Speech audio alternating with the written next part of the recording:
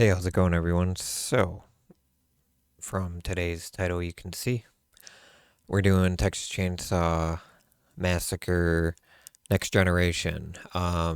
If you're curious as to why the title is this, um, I guess I can just open with this piece of history, which I'm sure if any of you have seen this film, you'll know what I'm talking about.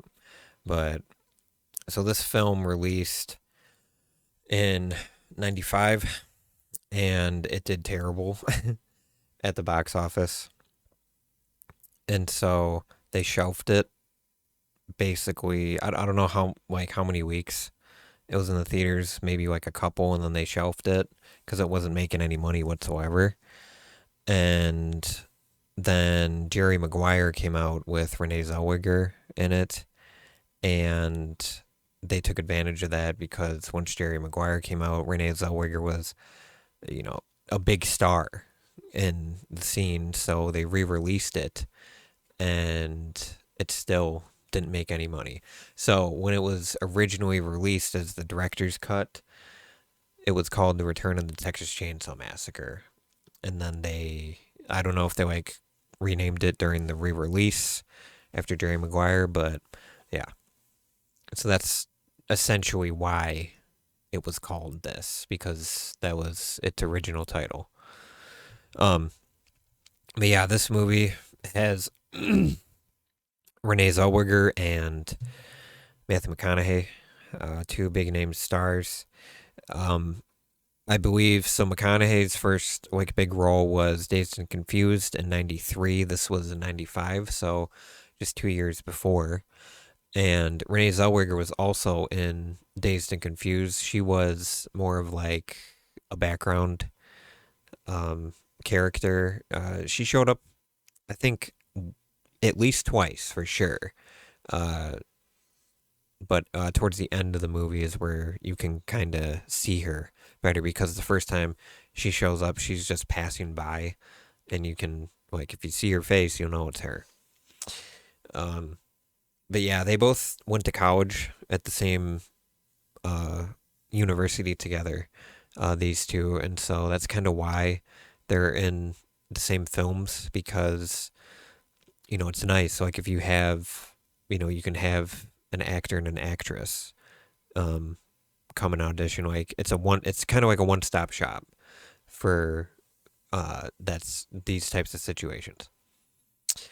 But yeah, this movie is uh, so I didn't know anything really going in to this. I knew the two actors. I knew kind of what Leatherface was going to look like, but that's really it. I was going in completely blind, and I'm glad that I went in blind because this movie's insane. I don't have any other, I guess, description of it. It's just like once you think one thing is going one way, then they just throw a wrench into everything again. And you're like, okay, what the hell is happening now? And before you can even process, it's just on to the next. It, I guess, overstimulating at times. It's very chaotic in this film, I will say. Um, the conspiracy aspect to it was interesting, but I think the the biggest thing I do have to say is that I didn't think like it it says Illuminati right on what's his name, Vilmer, I think is his name, is Matthew McConaughey's character. It says Illuminati right on his tow truck, and I didn't notice it until like towards the end of the film. And I don't know if they did it on purpose. I couldn't like really tell like if you could see it like early on in the film when you first see him driving his tow truck. But yeah, I might just go back like real quick and look like towards when we first see him and just see like if there's any shots where you can like fully see like it's saying Illuminati on the side of the tow truck. But yeah, this film, I actually liked the actor who played Leatherface, because Leatherface is really just like screaming this whole film. I mean, he pulls his chainsaw out every once in a while, but other than that, he's just kind of like cowering and just like whimpering and screaming because he's traumatized or whatever. He's a big little kid, if you will. But yeah, this film, I so I give it 3 stars because like it gets to a point where towards the end you're like, God, this film, really entertained me, but it's not good, but it really entertained me.